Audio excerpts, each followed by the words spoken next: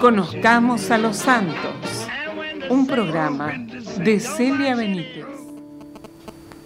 Muy buenas tardes, queridos oyentes, aquí con equipo reducido, pero presente en este hermoso día 28 de octubre. Estamos en vivo en Radio Encuentro, hoy en la fiesta de Santo Simón y Judas. Después, bueno, vamos a decir algo. Y bueno, hoy vamos a continuar con la vida de este Santo Eduardo Francisco Piroño, en el libro Un testigo de la esperanza, que lo venimos leyendo con Celia. Bueno, hoy vamos a continuar. Bueno, buenas tardes, querida comunidad y familia parroquial. Estamos acá en Radio Encuentro en vivo, desde la esquina de María, en calle 54, esquina 23, en la ciudad de La Plata. Y por YouTube compartimos con varios lugares. Así que hoy, bueno, extrañando a Celia, pero está descansando, se fue a descansar, así que vamos a continuar con el libro de este beato, Monseñor Piroño. Muy bien, bueno, continuamos. Les paso a redactar las palabras de la profesora Beatriz Pusetti Thompson, que es la presidenta de la Acción Católica Argentina. Dice: la figura del cardenal Piroño, uno de nuestros más queridos pastores de la Iglesia, se ha convertido en un testimonio de la esperanza que brota del encuentro con Cristo, del amor hacia su Iglesia y hacia todos los hombres. El cardenal supo dejar huella fecunda tras sus pasos por distintos ministerios en los que se desempeñó. Allí puso de manifiesto su espíritu hondamente evangélico, la absoluta entrega al Padre y a María, a quien amó y confió sus temores y esperanzas, su profundo conocimiento de las realidades humanas y su amor por el continente latinoamericano, tierra de esperanza. Verdadero don de Dios para la Iglesia y el mundo. Fue querido por todos aquellos que tuvieron la gracia de conocerlo y trabajar con él, religiosos y religiosas, hombres de la Iglesia, laicos, jóvenes, y hoy dan testimonio de los diferentes momentos de la vida del cardenal Piroño al servicio de la Iglesia. El Consejo Nacional de la Acción Católica Argentina llevó a cabo con esmerada dedicación y alegría la realización de este seminario en homenaje al cardenal. Este debería ser un acontecimiento eclesial que posibilitara actualizar para la Iglesia de hoy el pensamiento y el testimonio del cardenal Piroño, de manera que nos ayude a vivir este tiempo como tiempo providencial, como paso del Señor de la historia, y nos ayude a toda la Iglesia, a toda la comunidad fraterna de los bautizados a madurar en la fe, a testimoniar la caridad y a comprometernos firmemente en la transformación del mundo. Deseamos sinceramente que el conocimiento y la profundización del pensamiento del cardenal Piroño nos posibiliten renovar nuestro compromiso en la proclamación del ministerio pascual, en la construcción de un mundo más fraterno y solidario, en el crecimiento de la comunión eclesial y en nuestra común vocación a la santidad. En las manos de María, la Virgen pobre, contemplativa y fiel, ponemos los frutos de este seminario para bien de la Iglesia y para la gloria de Dios.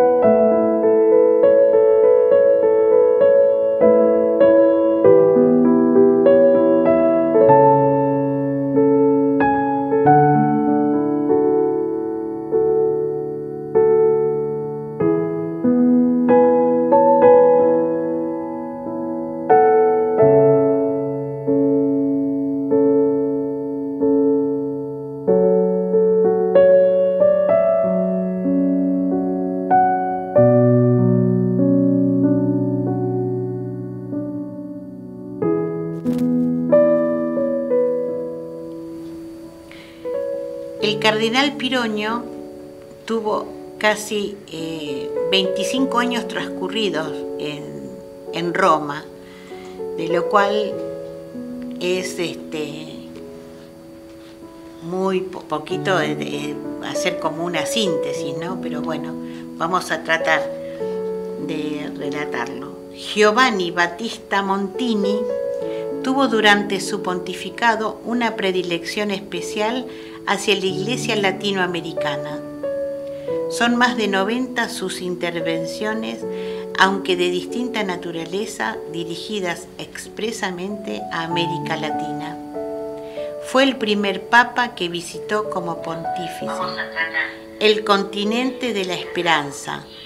Dos de sus encíclicas más célebres, Populorum Progressis, de 1967, y Humanae Vitae, de 1968. Las escribió pensando particularmente en el contexto social, político y eclesial latinoamericano.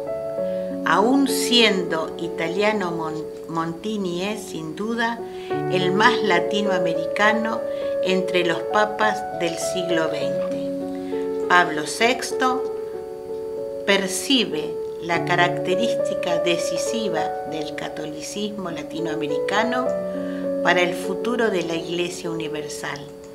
La preocupación central del Papa, después del concilio, es la de evitar una Iglesia identificada con el mundo occidental, en el sur del mundo y en particular en América Latina. Se sitúa el banco de pruebas de aquella reconciliación entre cristianismo y modernidad que Pablo VI había definido como nueva civilización del amor. Creo que en este marco de esta gran visión, donde se debe colocar la especial relación humana que une a Piroño y a Pablo VI, es una especial de amistad. Este lazo se caracteriza por un singular e intenso entendimiento espiritual. Piroño se siente ligado al Papa Montini de forma filial y como discípulo. Es el Papa que lo nombró obispo, que lo llamó a Roma, que lo eligió como prefecto de los religiosos y que lo confirió el cardenalato. Pero al mismo tiempo, para el cardenal, el Papa es como un verdadero amigo que me supo dar ánimo y confirmar en la fe. Estas dos palabras en el mismo Piroño, que el mismo Piroño emplea en varias entrevistas para explicar al día siguiente de la muerte del Papa la naturaleza y lo particular de las relaciones humanas que lo unían al pontífice.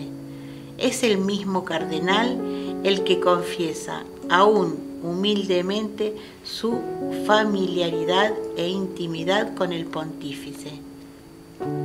En una entrevista posterior, refiriéndose siempre a sus lazos con el Papa, afirmaba: «Puedo hablar de una verdadera amistad, Recuerdo que fue precisamente Montini el que me dijo, en el curso de mi primera audiencia, recién llegada a Roma, quisiera, si me lo permite, que me considere como un verdadero amigo. Qué bueno. Qué lindo. Esta amistad, sellada por una profunda intimidad espiritual, era también concreta, fraternal y cargada de humanidad. Apenas Pironio llegó a Roma, el Papa, preocupado de que el cardenal no tuviera ropa suficiente cuando empezara el invierno romano, como si fueran antiguos compañeros de seminario, afirmó que estaba dispuesto a regalarle camisetas o suéteres. Muchas veces durante las audiencias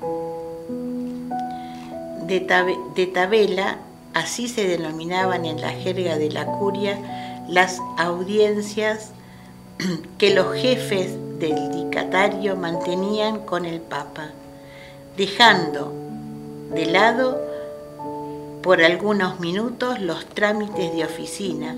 Monseñor Pironio abría su alma al Papa pidiendo indicaciones y consejos con gran libertad y familiaridad. Existe una especial sintonía entre estos dos eminentes pastores que se funda en una fuerte simpatía y afinidad espiritual, aún proveniendo de historias e itinerarios humanos, religiosos y culturales distintos. Pablo VI y Pironio viven una profunda comunión espiritual. Los mancomuna un sentido confiado de entrega total al señorío de Dios en la historia de los hombres, un amor sin límites, devoto y filial a la Iglesia, un sentido sagrado e insustituible del sacerdote ministerial, la aceptación de la cruz y del sufrimiento como centro de toda experiencia cristiana pura, un sentido sereno y confiado de la esperanza cristiana como fuerza transformadora de la historia humana, así como una misma delicadeza y mansedumbre en el trato humano. El tiempo no me permite dar detalles de lo que yo definiría como afinidad espiritual.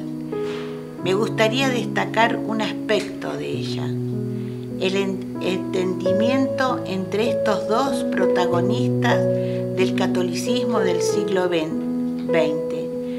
No se basa solo en la recíproca estima y confianza o sobre algún parecido de carácter o temperamento, sobre lo que también sería interesante detenernos, sino sobre un común sentir evangélico y espiritual.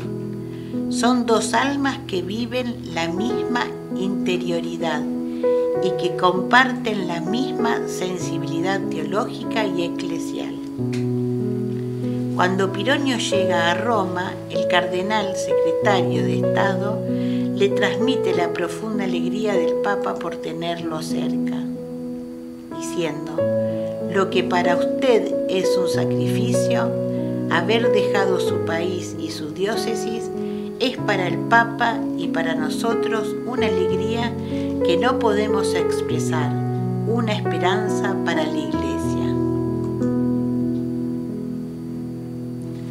La relación entre Pironio y Pablo VI es profunda y de amistad también en el plano humano. Cuando muere el sumo pontífice, Pironio viaja a Castel Gandolfo y ante los restos del Papa se pone mal, de tal forma que lo tienen que internar en el hospital cercano que tienen a su cargo las hermanas Paulinas. La muerte del pontífice fue para él la pérdida de un padre, de un hermano, de un amigo, una presencia. Confió varias veces que extrañaba muchísimo. Eran 3 las características de Pablo VI que el cardenal más amaba: su humanidad, manifestada en su cercanía a los pobres, su sentido de la amistad, la delicadeza de su forma de ser, su profundidad interior y su sentido cristiano de la aceptación del dolor.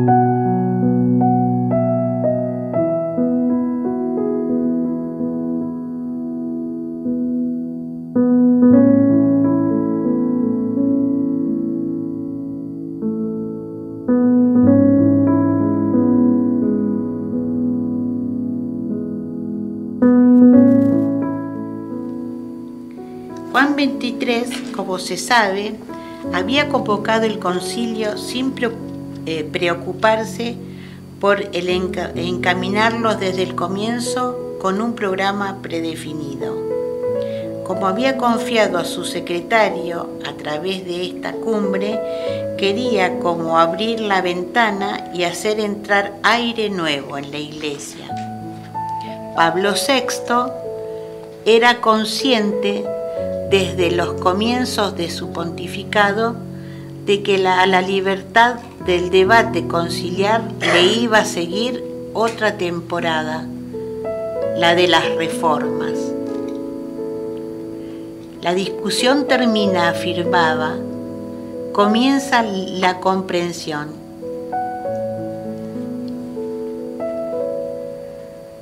La transformadora del campo le sucede el cultivo ordenado y positivo, puesta al día.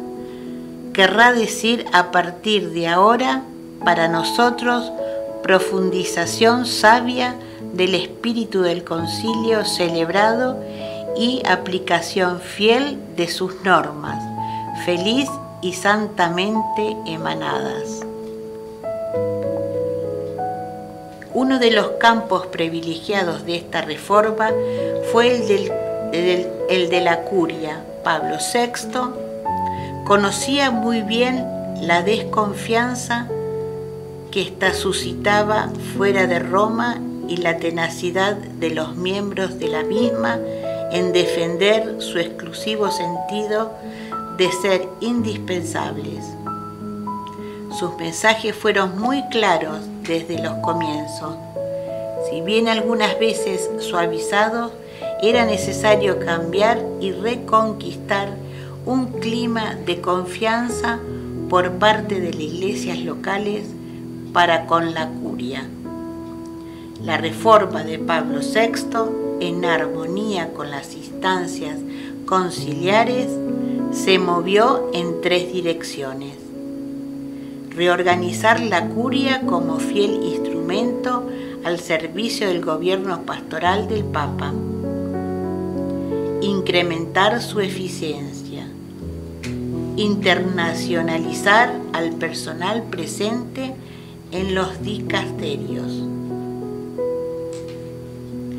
La internacionalización de la curia significaba concretar nuevamente la dimensión de la catolicidad de la Iglesia.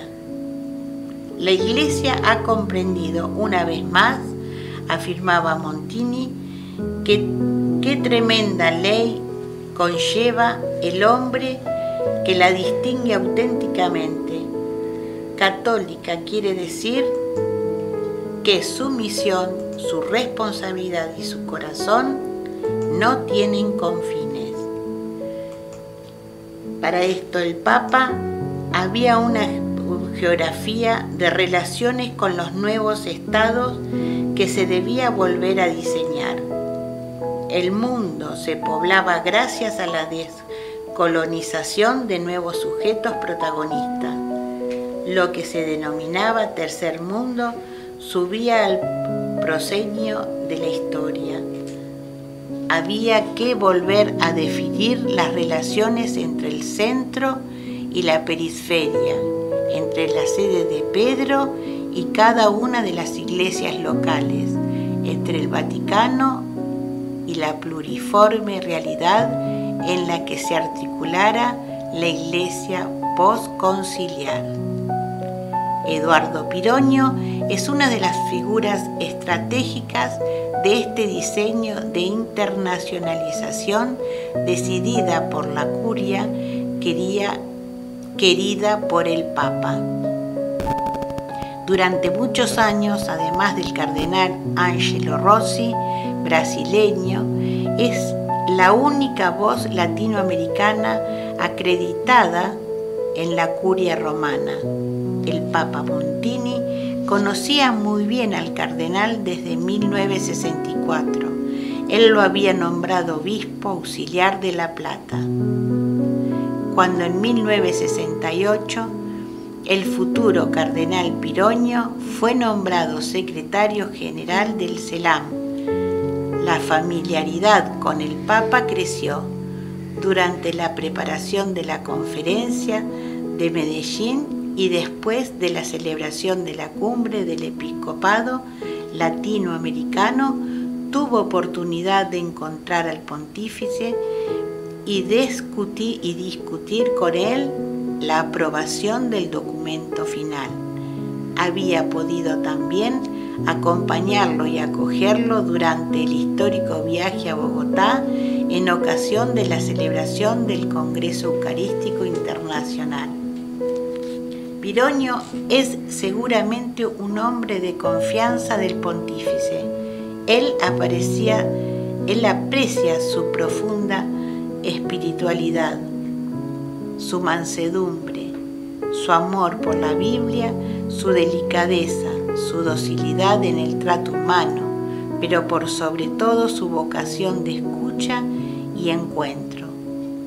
Pablo VI apreció profundamente los ejercicios espirituales predicados por el cardenal. Y no son solo estas las cualidades espirituales que condicionan la elección del sumo pontífice. Piroño representa en el universo complicado y extremadamente polarizado del episcopado latinoamericano un hombre de encuentro y equilibrado. La Iglesia de América Latina está marcada en los años postconciliares por profundos contrastes.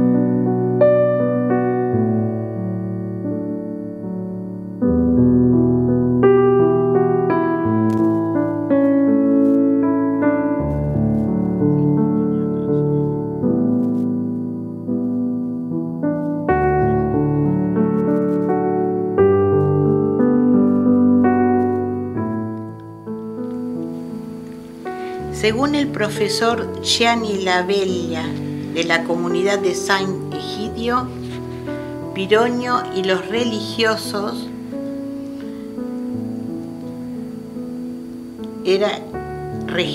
regentó como prefecto y luego como prefecto de la congregación de los religiosos.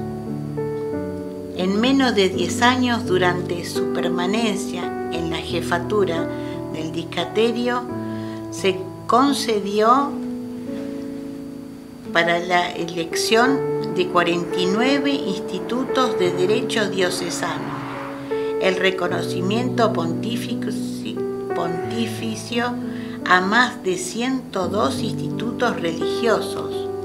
Se aprobaron, siguiendo los decretos conciliares, 720 nuevas constituciones de orden religiosas y se erigieron 43 federaciones de monjas.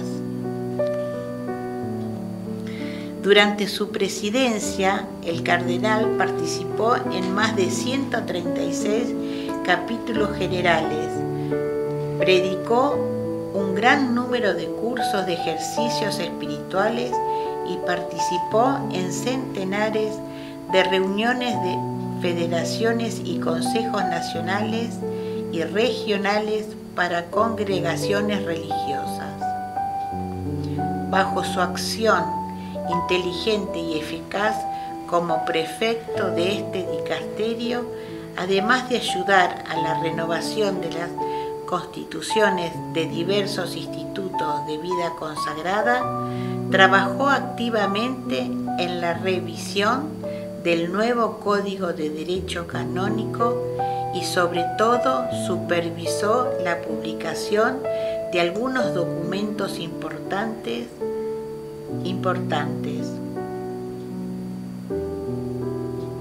El trabajo desarrollado por Pironio en estos años fue enorme y todavía no ha encontrado su luz en una amplia construcción histórica. Pablo VI, nombrándolo prefecto de los religiosos, le había confiado, de hecho, uno de los dicasterios más calientes en los años del postconcilio.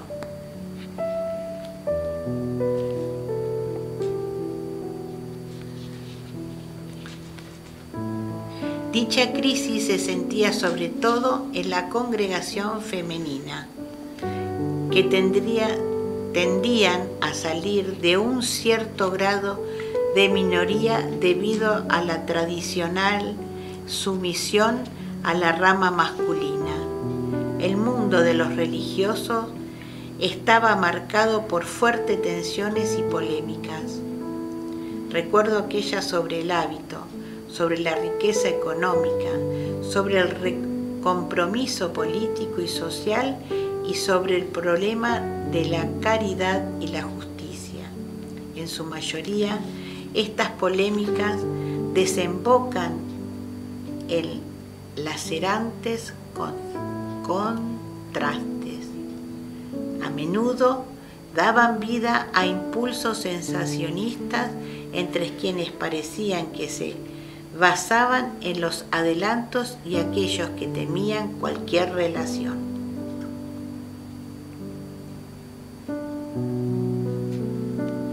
Muchas congregaciones vivieron en su interior estas fuertes divisiones. Basta recordar con lo ocurrido en los claretianos, a las marianistas y a las carmelitas y a la Compañía de Jesús. Estos cambios radicales habían llevado a menudo a la seculación de las vidas religiosas y a la pérdida de su propio sentido de identidad.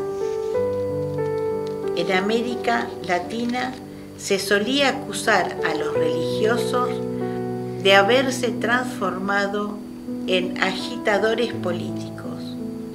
En Europa, una extendida laicidad de conductas había hecho que muchos miembros de institutos de vida consagrada buscaba por doquier su realización espiritual.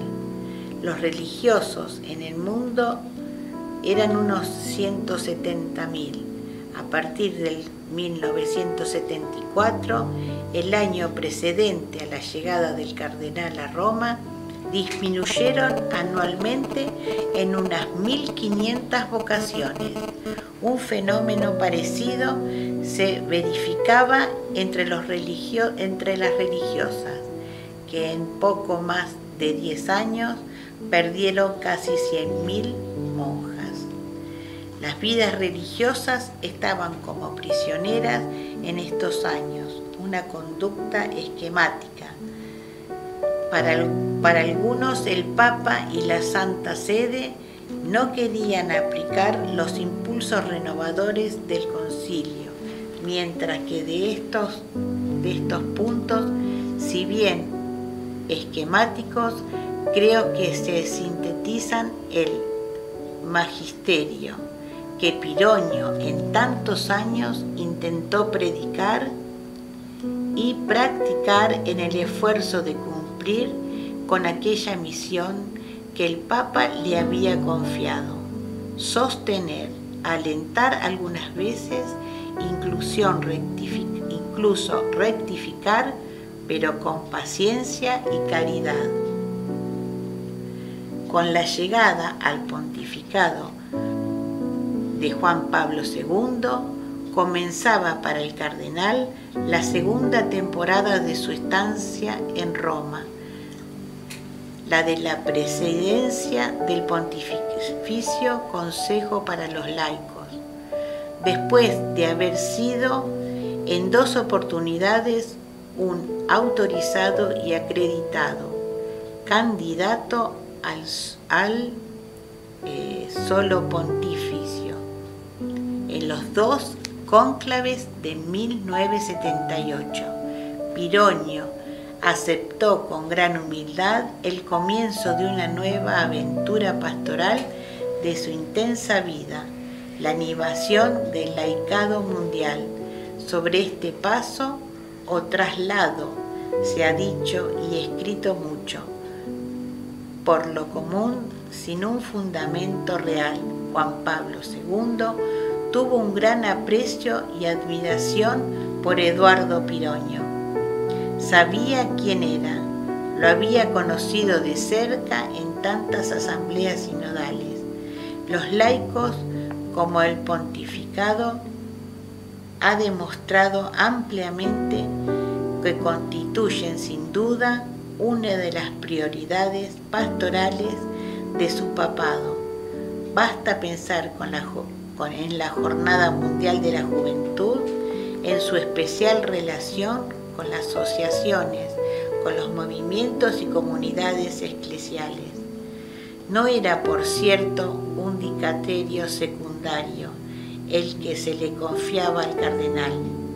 La nueva misión de Pironio, recibida de su santidad, era decisiva: conducir a los laicos y a los jóvenes esperanza y futuro de la Iglesia hacia el tercer milenio.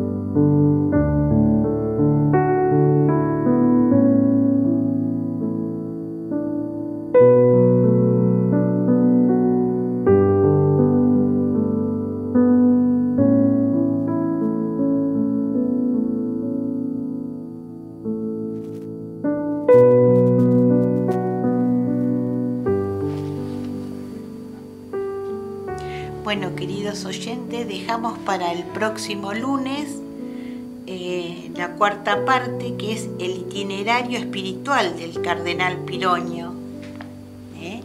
Lo dejamos para el lunes próximo. Y bueno, contarles que tuvimos en la parroquia, un fin de semana intenso. El viernes tuvimos una celebración muy emotiva. El diácono Daniel y junto a su esposa cumplieron 25 años de boda, de casados, las bodas de plata, una celebración muy emotiva y luego, bueno, un encuentro con amigos y hermoso, estuvo muy lindo. Y luego tuvimos la misa de los enfermos y también tuvimos la misa de Santa Mónica, la misa de Santa Mónica que celebramos todos los 27, y también la misa sobre los enfermos son el último domingo de cada mes. Así que bueno, fue hermoso, un fin de semana lleno de celebraciones y muchas bendiciones recibidas, muchos regalos recibidos de Dios. Nuestra Madre también, que nos convoca y nos llenan de regalos, de gracia, ¿no? Bueno, los esperamos, que tengan por el próximo lunes, que tengan una hermosa y bendecida semana. Y bueno, nos despedimos. Gracias, Joaquín. Por nada. Y le mandamos saludos a Celia. Te queremos, Celia.